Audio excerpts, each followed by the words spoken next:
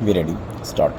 The credit movement in this country started in 1904 and it had its own difficulties since the last several decades. Full stop. The main problem regarding cooperative credit has been that it has been ultimately and inadequate. Full stop. In 1904, the Cooperative Societies Act was passed, which was later amended in 1914. Full stop. Then there were certain committees appointed and they reported about the weaknesses of the credit movement in the country. Full stop. In 1919, this subject of cooperation was transferred to the states, after which several states passed cooperative acts of their own. Full stop.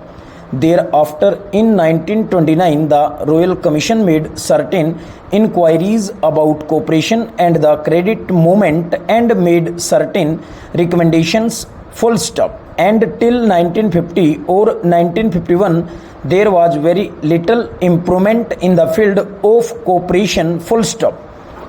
In 1951, the Reserve Bank of India appointed the Rural Credit Survey Committee, which brought out its report in 1954. Full stop.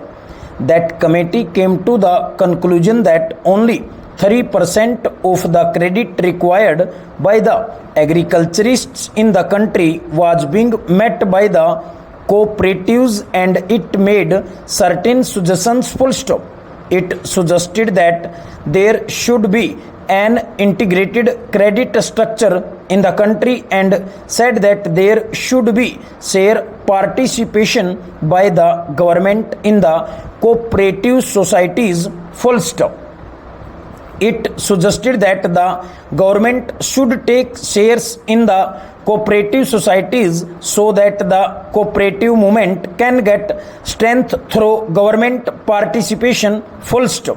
The second recommendation made by the Rural Credit Survey Committee was that there should be linking of credit with marketing, processing, consumers, storage, and all other fields of activity, so that credit will develop marketing, consumption, processing, etc. Full stop. Yet another recommendation was that there should be a training program for the non-officials. Full stop. The fourth recommendation and the most salient one was that there should be a 3-tier structure of credit. There should be cooperative societies at the lower level, then there should be district banks and then the apex banks, and that all the three should be interlinked. These recommendations were accepted by the government of India. Full stop. This report also recommended that in order to implement these suggestions, there should be a National Cooperative Development and Warehousing Board. Full stop. The government of India have accepted these suggestions in 1956. Full stop.